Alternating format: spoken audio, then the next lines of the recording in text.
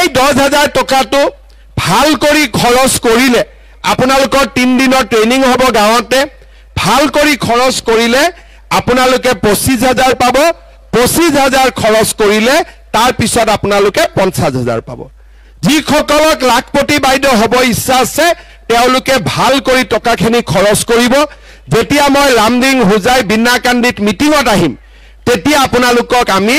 ভাল কৰি এই আঁচনিটোৰ বিষয়ে বুজাই দিম টকাটোৰ কাৰণে চিন্তা কৰিব নালাগে বিলোৱা আৰম্ভ হৈ গ'ল আপোনালোকক আমি বিলাই দিম ঠিক আছে যিসকলক কিবা কাৰণত জিঅ' টেগিং এতিয়াও হোৱা নাই ইলেকশ্যনৰ পিছত নিজৰ জিঅ' টেগিং আমি নিজে কৰিব পৰা সুবিধা কৰি দিম যাতে দুখীয়া মানুহৰ পৰা ঘৰৰ নামত কোনেও 1 টকা ল'ব নোৱাৰে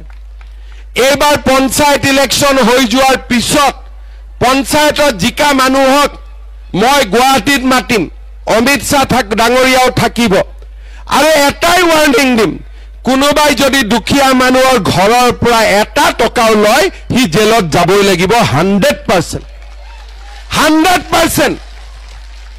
দুখীয়া মানুহৰ ওপৰত অত্যাচাৰ নহব শ্ৰদ্ধা ৰাইজ আজি আপোনালোকে চিন্তা কৰক আগতে ৰেচন কাৰ্ড আছিলে ৰেচন কাৰ্ড আগতে কোনে লৈছিলে যিবিলাক বাংলাদেশী আহি ইহঁতে ৰেচন কাৰ্ড লৈছিলে যাতে মানুহক পুলিচে দিগদাৰ নকৰে ভাৰতীয় নাগৰিক বুলি কয় আজিকালি ৰেচন কাৰ্ড এইবিলাক কামত নালাগে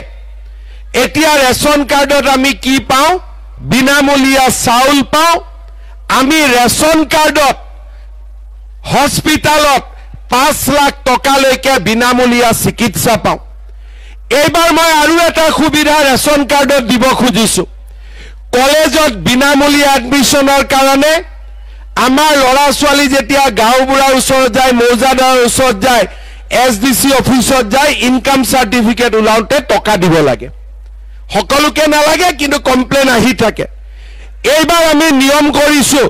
কলেজত ইউনিভাৰ্সিটিত বিনামূলীয়া নামভৰ্তিৰ কাৰণে কোনো প্ৰমাণ পত্ৰ ল'ব নালাগে মাত্ৰ ৰেচন কাৰ্ড দেখুৱাই দিলে বিনামূলীয়া এডমিশন হৈ যাব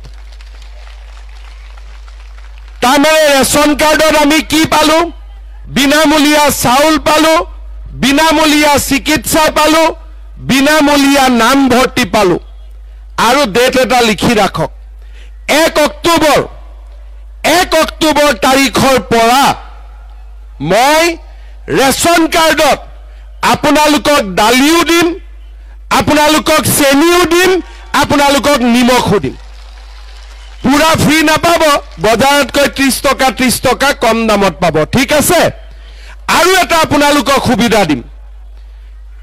চাউল হৈ গ'ল চেনি হৈ গ'ল দালি হৈ গ'ল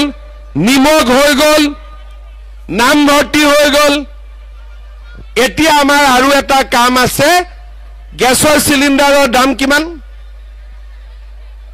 দাম 950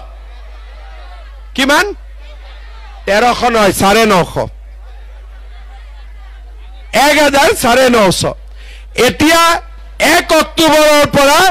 গেছৰ সিলিন্ডাৰৰ দামো 300 টকা কমাই দিম তাৰমানে আমি কি পালো চাউল পালো দালি পালো নিমখ পালো চেনি পালো গেছৰ সিলিন্ডাৰৰ দামো কমি গ'ল যাৰ ঘৰত যাও এতিয়া মোক ধুনিয়াকৈ ভাত খুৱাই দিব সকলো সুবিধা আহি গ'ল আমাৰ দুখীয়া মানুহৰ কাৰণে জীৱনটো বহুতখিনি সুবিধাজনক হ'ল এতিয়া দুখীয়া মানুহে ক'ত আৰু পইচা দিব লাগে ইলেক্ট্ৰিচিটিত 1 এপ্ৰিলৰ পৰা ইলেক্ট্ৰিচিটিৰ দাম 1 টকা কমিছে নৱেম্বৰ মাহৰ পৰা ইলেক্ট্ৰিচিটিৰ দাম আৰু 1 টকা কমাই দিম তাৰমানে দুখীয়া মানুহৰ চাউল হ'ল দালি হ'ল নিমখ হ'ল তেল হ'ল গেছৰ দাম কমিলে ইলেক্ট্ৰিচিটিৰ দাম কমিলে অসমত দুখীয়া মানুহ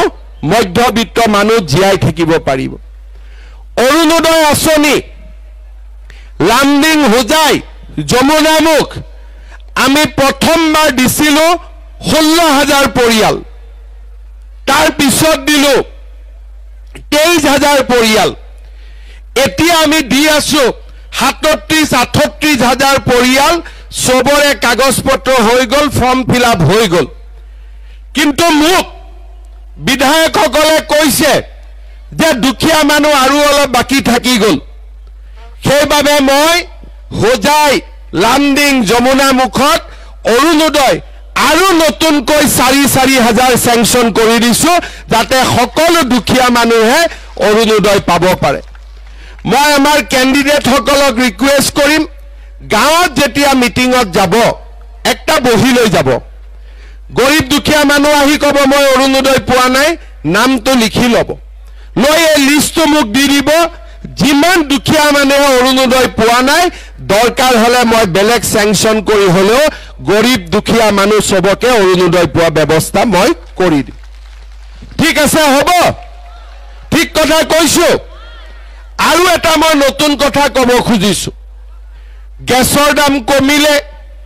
অৰুণোদয় আহিলে 1250 ইলেক্ট্ৰিচিটিৰ দাম কমিলে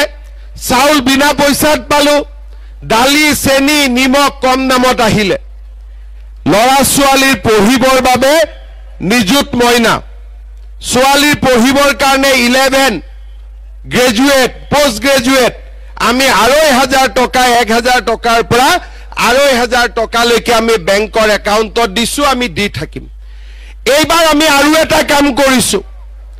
যিবিলাক লৰাই গ্ৰেজুৱেচন পাস কৰিব বিএ পাস কৰিব বিএসসি পাস কৰিব পাস কৰাৰ লগে লগে মাক বাপেকৰ পৰা টকা খুজিব হিয়তি লাজ কৰে কিন্তু ইন্টাৰভিউ দিব লাগে বাহিৰত যাব লাগে চাকৰিৰ কাৰণে ইন্টাৰভিউ দিব লাগে খৰচ লাগে সেই কাৰণে এইবাৰ আমি ঠিক কৰিছো যে যিমান লৰাই গ্ৰেজুৱেচন পাস কৰিব 1 বছৰৰ কাৰণে তেওঁলোকৰ বেংক একাউণ্টত আমি 2,500 টকা কৰি প্ৰত্যেক মাহত আমি দিয়াৰ ব্যৱস্থা কৰিম যাতে 1 বছৰ